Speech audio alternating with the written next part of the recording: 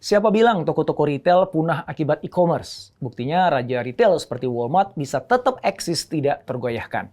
Emang sih Walmart sempat goyah. Itu terjadi sewaktu para pelaku e-commerce semacam Amazon muncul pertama kali dan kemudian mengubah peta pasar retail.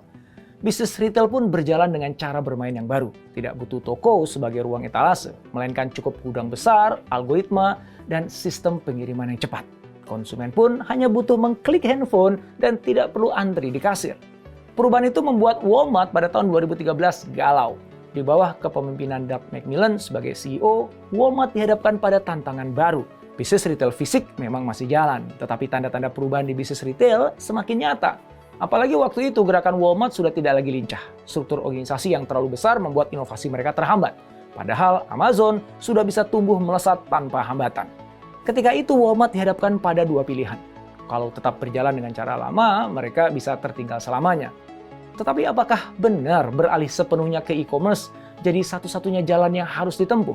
Nah, apa yang kemudian dilakukan McMillon untuk menguatkan bisnis Walmart? Transformasi seperti apa yang kemudian dia lakukan?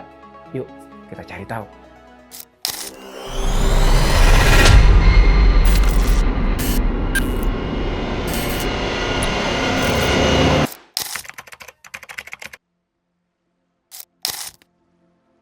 Tahun 1966 di Memphis, Tennessee, lahirlah Doug McMillon. Dia tumbuh dan besar di Jonesboro, Arkansas sampai berusia 16 tahun, hingga keluarganya memutuskan pindah ke Bentonville.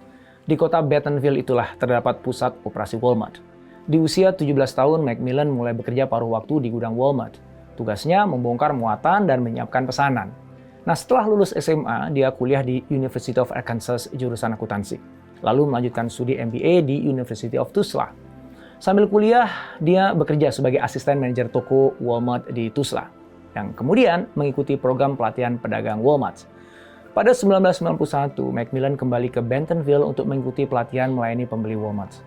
Waktu itu, tugas pertamanya menangani perlengkapan memancing. Nah, dari situ jabatannya terus naik, dari mulai menangani berbagai kategori produk sampai kemudian masuk ke Sam's Club, divisi grosirnya Walmart. Pada tahun 2005, McMillon sudah menjadi CEO Sam's Club. 4 tahun kemudian dia dipercaya mengelola Walmart International. Di bawah kepemimpinannya, jumlah toko Walmart di luar AS bertambah pesat. Dari 3.300 di 14 negara menjadi lebih dari 6.300 di 26 negara. Bisnis internasional pun menguat, menyumbang hampir 29% dari total pendapatan perusahaan.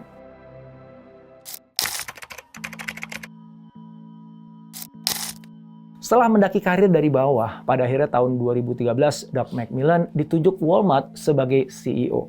Sejak itu sampai sekarang, dia memegang kendali Walmart, sang raksasa retail dunia. Ketika berada di tangannya itulah Walmart menghadapi masa-masa pelik. Walmart bukan hanya sekedar harus dipertahankan dominasinya, melainkan harus diselamatkan dari ancaman-ancaman yang bisa menggerogoti fondasi bisnisnya. Ancaman internalnya adalah kehilangan kelincahan. Dulu perusahaan itu bergerak cepat. Belakangan gerakannya jadi melambat seiring menebalnya tembok birokrasi. Kekhawatiran Sam Walton sebagai pendiri Walmart jadi kenyataan. Perusahaan menjadi terlalu gemuk untuk bisa tetap gesit. Butuh waktu yang lebih lama untuk mengambil sebuah keputusan. Akibatnya inovasi-inovasi jadi melambat. Tim-tim kerja yang seharusnya saling berkolaborasi justru terjebak di dalam struktur yang kaku. Sementara itu, tantangan eksternalnya adalah perubahan dunia retail yang berlangsung lebih cepat daripada yang bisa diantisipasi. Model everyday low price memang masih menarik pelanggan, tetapi menghambat investasi di teknologi. Ketika pertumbuhan Walmart tertahan oleh skala dan sistem lama, Amazon nyaman melaju. Amazon bahkan mampu mengubah kebiasaan belanja konsumen dengan menyuguhkan e-commerce yang nyaman, pilihan yang lebih banyak, dan pengiriman super cepat. Dulu Walmart yang mendikte pasar. Belakangan merekalah yang harus mengikuti arus. Itu semua membuat McMillon tidak boleh ragu sejenak pun untuk bertindak. Transformasi harus segera dimulai jika Walmart mau tetap dipertahankan. Tapi bagaimana caranya? Skala Walmart sudah begitu besar, sehingga nggak cukup ditransformasi hanya sebatas mengubah strategi aja. Walmart butuh pemikiran baru dan ide-ide reformatif. Sewaktu Amazon sudah jauh berlari di depan, banyak perusahaan retail yang berjatuhan. Mereka tidak mampu beradaptasi dengan perubahan perilaku konsumen. Ketika akhirnya Walmart pun mencoba menggarap ranah digital, banyak pihak yang meragukan, apa iya Walmart bisa mengejar ketertinggalannya? Tetapi begitu angka-angka pencapaian mulai berbicara, keraguan banyak pihak itu segera sirna. Pada 2023, ternyata pendapatan e-commerce-nya Walmart di Amerika Serikat melonjak lebih dari 4 kali lipat dibandingkan 2019. Angkanya tembus hingga 65,4 miliar US dollar. Secara global, angkanya bahkan mencapai 82 miliar US dollar. Akhirnya di tahun 2024 lalu, Walmart mampu menembus pendapatan e-commerce 100 miliar US dollar. Jadi Walmart bukan hanya sekedar bertahan, dia berhasil bertransformasi menjadi raksasa digital. Dia bisa menyaingi para pemain murni e-commerce. Nah, keberhasilan itu diraih tanpa mengorbankan bisnis intinya. Nah, itu keren ya. Sebaliknya, jaringan toko-toko fisiknya ternyata justru dimanfaatkan untuk mendukung pertumbuhan digital. Ini yang membedakannya dari perusahaan-perusahaan retail lain yang terpaksa menutup gerai demi mengejar ekspansi online. Dengan caranya sendiri itulah, Walmart menemukan keseimbangan yang unik. Ketika penjualan e-commerce terus tumbuh 2 digit setiap kuartal, toko-toko fisiknya tetap eksis. Semua toko itu dimanfaatkan menjadi pusat distribusi strategis. Bagi Walmart, omnichannel bukan lagi sekedar konsep, melainkan keunggulan kompetitif.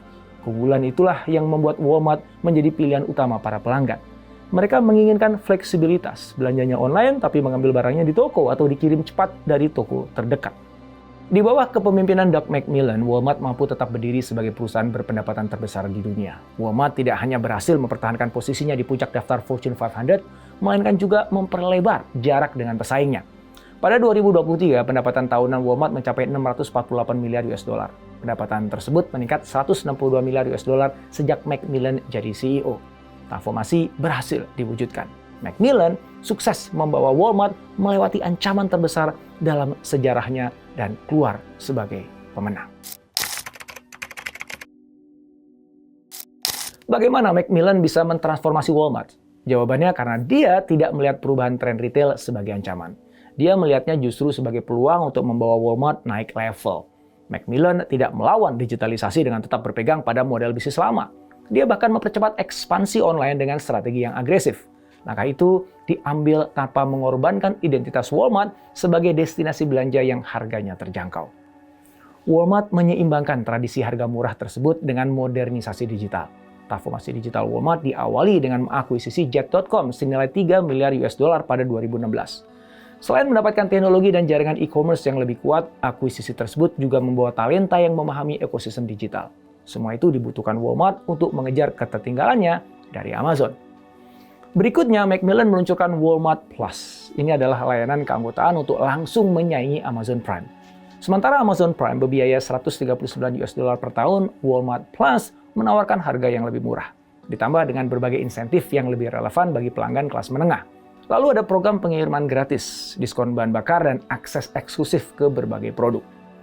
Mereka juga menyediakan 700 juta lebih produk secara online. Dengan begitu, Walmart berhasil menjangkau konsumen baru, termasuk merebut konsumen yang sebelumnya memilih Amazon. McMillon juga tetap berpegang pada prinsip utama Walmart, yaitu harga murah tidak boleh dikorbankan demi ekspansi digital. Sukses transformasi tersebut terlihat dari pertumbuhan e-commerce Walmart.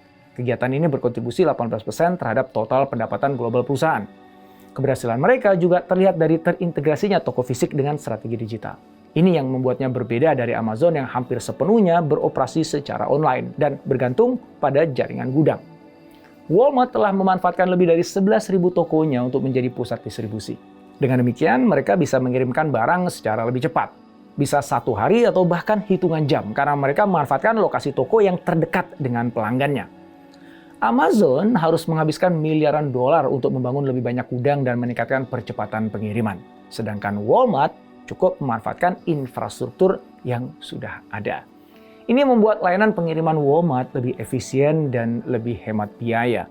Jadi dalam hal layanan pengiriman, Walmart sudah mampu menyaingi Amazon. Mereka bisa lebih cepat dan lebih murah. Perbedaan di antara keduanya juga terlihat dari pendekatan terhadap pelanggan dan karyawan masing-masing. Amazon dikenal dengan efisiensinya yang ekstrim.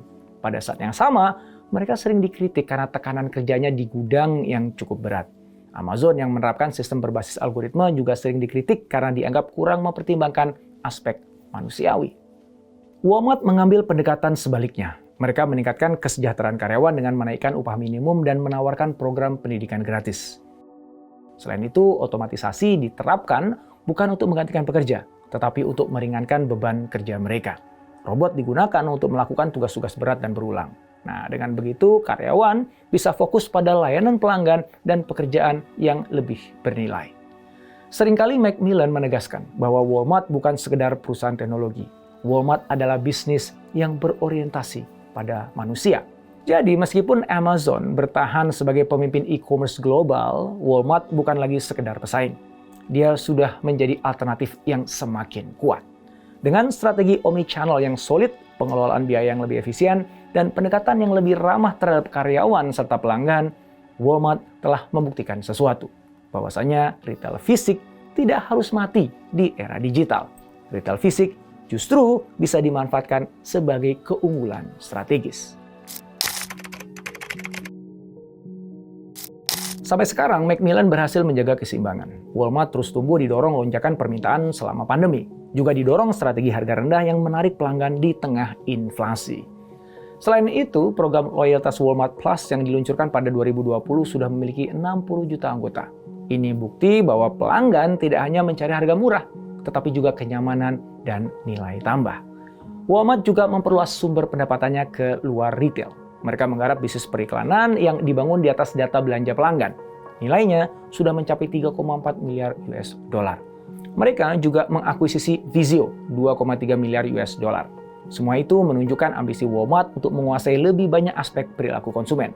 Konsumen diteropong tidak hanya ketika sedang berbelanja, tetapi juga sewaktu mereka menonton TV di rumah. Ketika Walmart semakin kuat, mulai muncul pertanyaan tentang masa depan Macmillan. Para analis memperkirakan dia akan tetap memimpin Walmart setidaknya 2 tahun lagi, sambil menyiapkan calon penerusnya. Kalau saja Macmillan bisa bertahan lebih lama, maka dia akan menjadi CEO terlama. Masa jabatannya hanya kalah oleh Sam Walton, sang pendiri perusahaan. Di tengah keberhasilan Macmillan mengembalikan dominasi Walmart, muncul sebuah ironi. Sebab di saat yang sama, Amazon sudah semakin mendekati posisi puncak. Diperkirakan dalam 3 tahun ke depan, Amazon akan melampaui Walmart dalam total pendapatan. Amazon didukung pertumbuhan pesat mereka di bisnis cloud computing. Nah, kalau sampai itu terjadi, berarti Walmart akan kehilangan mahkota sebagai perusahaan berpendapatan terbesar di dunia. Itu adalah gelar yang telah dipegangnya selama lebih dari 1 dekade. Untungnya bagi Macmillan, peringkat bukanlah segalanya. Dengan santai, dia mengatakan bahwa ada tantangan tersendiri ketika kita berada di posisi pertama. Semua orang ingin mengalahkan kita. Apalagi bagi Macmillan, yang terpenting adalah bagaimana setiap hari Walmart bisa lebih baik dalam melayani pelanggannya. Dia mengatakan, itulah yang akan selalu kami lakukan. Tak peduli apakah kami nomor 1 atau 2.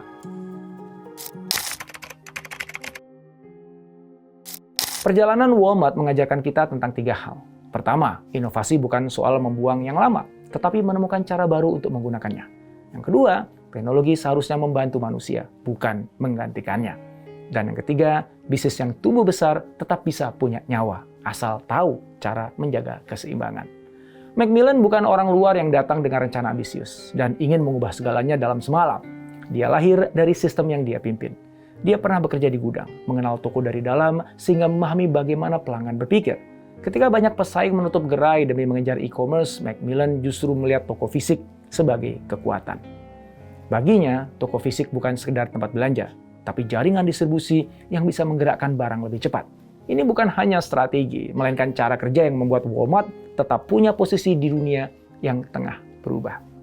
Bagi Macmillan, penggunaan robot bukan untuk memangkas tenaga kerja, tapi untuk membantu. Robot bukan untuk menekan biaya, tetapi untuk membuat pekerjaan lebih ringan. Pekerja tidak lagi dipaksa berjalan berjam-jam atau mengangkat barang yang berat. Teknologi bisa mengambil alih tugas-tugas itu. Inilah keseimbangan yang sering hilang dalam banyak perusahaan besar. Efisiensi penting, tapi bukan berarti manusia di dalamnya menjadi korban. Itulah yang membuat Walmart tetap berdiri kokoh. Dia bukan sekedar raksasa retail, melainkan bisnis yang tahu cara berkembang tanpa kehilangan identitas. Tidak semua yang besar harus kaku, tidak semua yang lama harus ditinggalkan, dan tidak semua perubahan harus berarti meninggalkan yang sudah terbukti berhasil. Walmart tidak tumbuh besar dengan meninggalkan yang lama, tetapi dengan menghidupkannya kembali dengan cara yang lebih cerdas. Mereka tidak terburu-buru mengubah segalanya, tapi tahu bagian mana yang harus diperbaiki dan mana yang justru jadi kekuatan. Dunia terus bergerak, tapi arah tidak selalu ditentukan oleh kecepatan. Kadang yang bertahan bukan yang paling cepat berubah, tapi yang paling paham apa yang harus dijaga dan apa yang harus ditinggalkan.